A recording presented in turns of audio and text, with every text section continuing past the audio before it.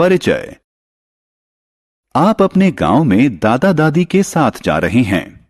हालांकि इस बार यहां सब कुछ पहले जैसा नहीं है। इस बार आपने देखा कि झील, तालाब और कुएं सूखे हुए हैं। भूमि झुलसी हुई है और इसमें दरारें हैं। गांव के लोगों को पीने का पानी लाने के लिए 10 किलोमीटर दूर जाना पड़ता है। चारों ओर हाहाकार मचा हुआ है।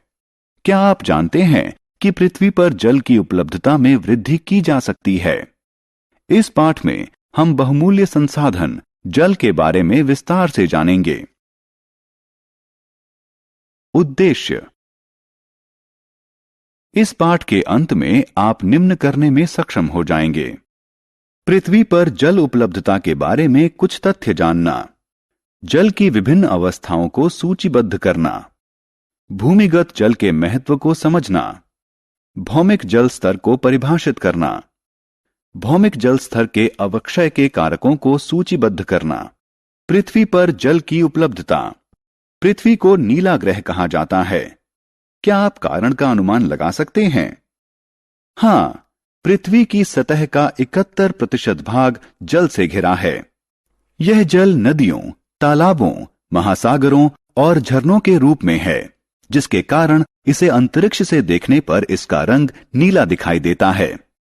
हालांकि पृथ्वी पर उपलब्ध जल का 97% जल खारा है, इसलिए यह ना तो घरेलू उपयोग के योग्य है और ना ही कृषि और औद्योगिक इस्तेमाल के लायक है।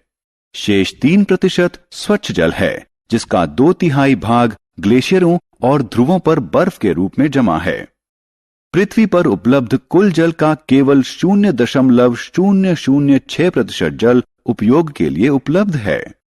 जल की विभिन्न अवस्थाएं। प्रकृति में जल 3 दशाओं ठोस, द्रव और वाष्प में उपलब्ध है। ठोस अवस्था में जल को बर्फ या हिम के रूप में जाना जाता है। यह ध्रुवों पर बर्फ के रूप में और ग्लेशियरों और पर्वतों पर हिम के रूप में पाई जाती है। जल को गैसीय अवस्था में जल वाष्प या भाप के रूप में जाना जाता है, लेकिन जल की सर्वाधिक सामान्य अवस्था द्रव अवस्था है। इस अवस्था में इसे जल के रूप में जाना जाता है। जल के भूमि से आकाश में जाने और वापस भूमि पर आने की प्रक्रिया को जल चक्र कहा जाता है। जल के तीनों अवस्थाओं में निरंतर चक्रण के कारण पृथ्वी पर जल की कुल मात्रा लगभग स्थिर बनी रहती है, जबकि संपूर्ण विश्व इसे इस्तेमाल करता है। भूमिगत जल, जल का महत्वपूर्ण स्रोत। अधिकांश वर्षा जल बहकर नदियों में जाता है और अंततः समुद्र जाकर मिल जाता है। इसमें से कुछ जल मृदा द्वारा अवशोषित कर लिया जाता है। यह जल भूमिगत जल कहलाता है। हालांकि यह दिखता नहीं है, लेकिन यह लगभग सभी स्थानों पर है। भूमि के नीचे, आपके घर, नगरों, खेतों व रेगिस्तानों के नीचे, सभी स्थानों पर। भूमिगत जल पृथ्वी पर स्वच्छ जल का महत्वपूर्ण स्रोत है। यह अनेक झीलों और कुओं के लिए भी महत्वपूर्ण स्रोत है। हम में से अधिकांश लोग भूमिगत जल को प्रतिदिन पीते हैं। ऐसा इसलिए है क्योंकि जो हमारे उपयोग के लिए हैंडपंप और ट्यूबवेल से प्राप्त होता है, वह भूमिगत जल है। भौमिक जल स्तर। भूमि के भीतर वह सबसे ऊपरी स्तर जो पूर्ण रूप से जल से भरा हुआ होता है, भौमिक जल स्तर कहलाता है। भूमिगत जल इस भौमिक जल स्तर के नीचे पाया जाता है। भौमिक जल स्तर झीलों और नदियों से होने वाले अपवाह, हिम के पिघलने और वर्षा से बनता है। भौमिक जल स्तर में मौसम के अनुसार उतार चढ़ाव लगा रहता है। गर्मियों में भौमिक जल स्तर नीचे चला जाता है, लेकिन मॉनसून के दौरान यह ऊपर आ जाता है। भौमिक जल स्तर। आपने अपने गांव में भारी वर्षा भी अवश्य देखी होगी। छोटे छोटे गड्ढों में हुआ जलभराव भी देखा होगा। कुछ घंटों के बाद गड्ढों में भरा हुआ पानी विलुप्त हो जाता है। यह सारा जल कहां विलुप्त हो गया? इस जल का रिसाव भूमि के भीतर हो गया। भूमि के भीतर जल के रिसाव को अंतःस्पंदन कहा जाता है। इस प्रक्रिया के द्वारा भूमिगत जल का स्तर फिर से ऊपर आ जाता है। भौमिक जल स्तर के नीचे कठोर शैल की परतों के मध्य भारी मात्रा में भरे हुए भूमिगत जल को जलवाही कहा जाता है।